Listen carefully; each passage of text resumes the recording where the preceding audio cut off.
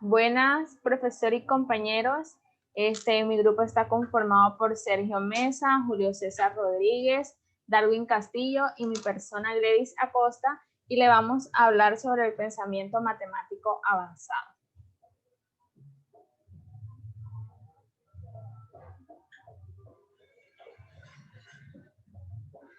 Bueno, el índice. Primero propósito, luego desarrollo, tercero actividades de aprendizaje, cuarto conclusión, quinto bibliografía y por último créditos. Propósito. Se tiene como propósito entender en qué consiste el pensamiento matemático avanzado desde la perspectiva de David Tal. Además, conocer algunas estrategias para entender el pensamiento matemático avanzado. Matemático avanzado.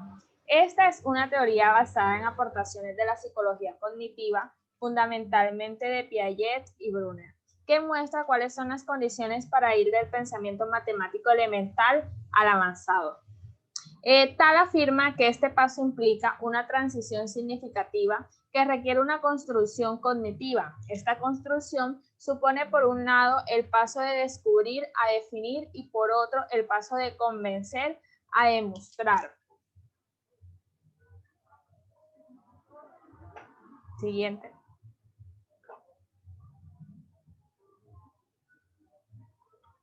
Bueno, hay dos tipos de pensamiento matemático avanzado. De alguna manera, las matemáticas universitarias son una extensión de los métodos de las matemáticas escolares. En particular, las técnicas matemáticas que implican el uso de métodos numéricos y algebraicos, aunque estos últimos están menos cubiertos en años más recientes en las escuelas que en épocas anteriores.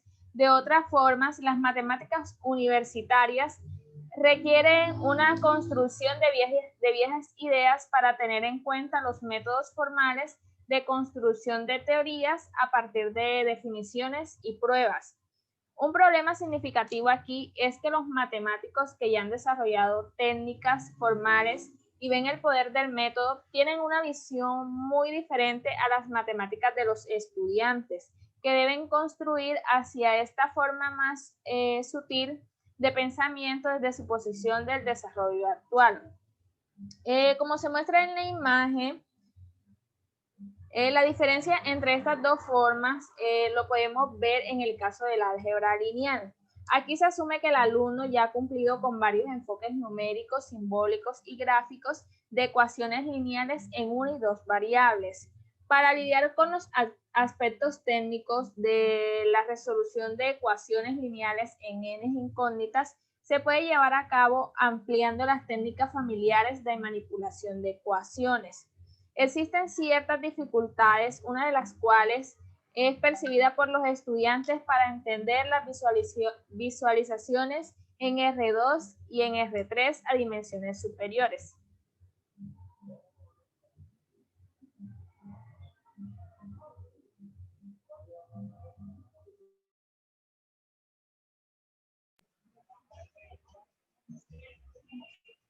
Bueno, le hablaré un poco sobre los aspectos de espectros en el conocimiento de los estudiantes sobre las matemáticas.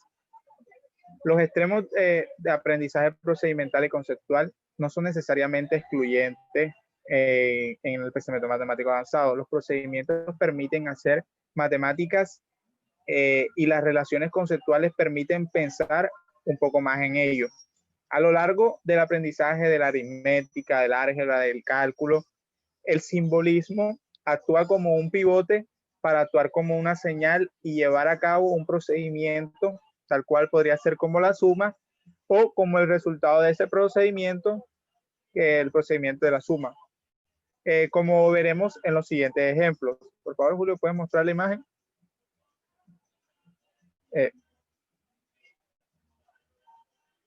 En estos ejemplos. Un desarrollo común en las matemáticas comienza con la adquisición de experiencia según procesos. Primero como un procedimiento específico, quizás luego con algo más flexible en formas alternativas, pero un poco más efectivas o restringidas. Y finalmente concebiendo como una entidad única. Por otro lado, un símbolo que evoca en primer lugar un proceso se ve también como el concepto resultante. El uso de dicho símbolo sirve como pivote en el proceso y ese concepto se denomina precepto, dicho por Gray y tal.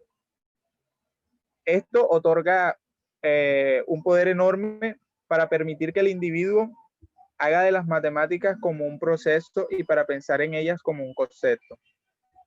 El no pensar en tales símbolos de manera flexibles como un proceso y concepto hace que el individuo sea incapaz de presentar de una manera matemática poderosa. Pero en cambio, la posición del respaldo es el aprendizaje de memoria.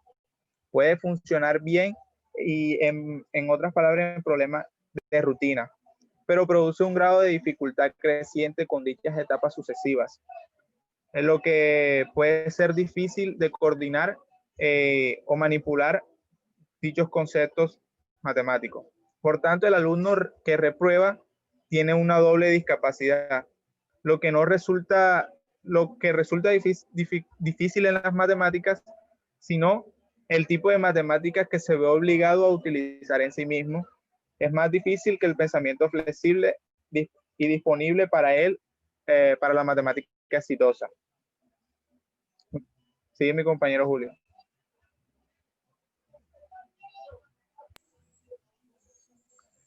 Hola, cordial saludo. Hoy les voy a estar hablando sobre la computadora en el pensamiento matemático avanzado.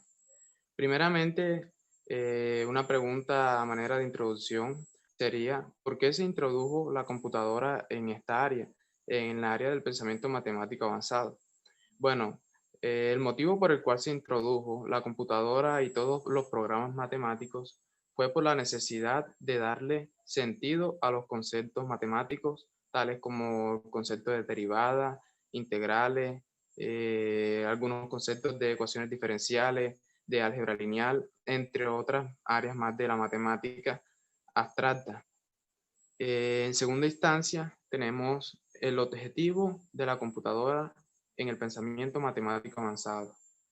¿Cuál es la finalidad de los programas matemáticos para ayudarnos a entender, o sea, cómo nos pueden ayudar a entender esa matemática abstracta? Bueno, uno de los objetivos más importantes de la computadora en el pensamiento matemático es que nos ayuda a interpretar los conceptos de manera gráfica, tal como sucede en las derivadas o en las integrales. Pues si tenemos una ecuación, se nos hace mucho más difícil quizás entender o interpretar un problema, mientras que si lo llevamos a la forma gráfica, se nos va a hacer mucho más fácil. Pero este método de usar gráficos para entender problemas matemáticos tiene algunas ventajas y algunas desventajas. Entre las ventajas encontramos pues que sí, se nos hace más fácil entender el problema porque lo vemos de manera gráfica y el cerebro humano interpreta mejor las imágenes que los algoritmos, pero tiene desventajas y las desventajas es que los dibujos o los gráficos no son del todo confiables, porque si utilizamos un gráfico en geometría, no nos podemos confiar de ese gráfico para hacer una demostración. Tenemos que hacer un procedimiento formal para poder afirmar si algo es verdadero o no. Por último, también tenemos el experimento con el software Maxima. Este experimento fue realizado en la Universidad de Harvard y consistió en dos grupos de estudiantes que en uno de los grupos se aplicó el software Maxima para explicar el concepto de integrales, mientras que en el otro grupo no se le aplicó el software no se implementó el software para el aprendizaje de las integrales. El grupo en el cual se estaba implementando el software se le dio una capacitación de 5 semanas, mientras que el grupo en el que no se aplicó el software se dio una capacitación de 10 semanas. Luego de este tiempo se realizó un examen a ambos grupos para analizar los resultados y así poder decir si fue efectivo o no utilizar el software. Y efectivamente, con los resultados obtenidos, se pudo afirmar que los estudiantes en los cuales se implementó el software entendieron muchísimo más ampliamente y profundamente el concepto de integrales en comparación con los estudiantes que no utilizaron el software. El motivo por el cual se dio este resultado es porque el software ayuda de manera significativa para realizar los cálculos de las integrales y además para ver los ejercicios gráficamente. Bueno, esto ha sido todo. A continuación, mi compañero Darwin va a estar explicando el resto.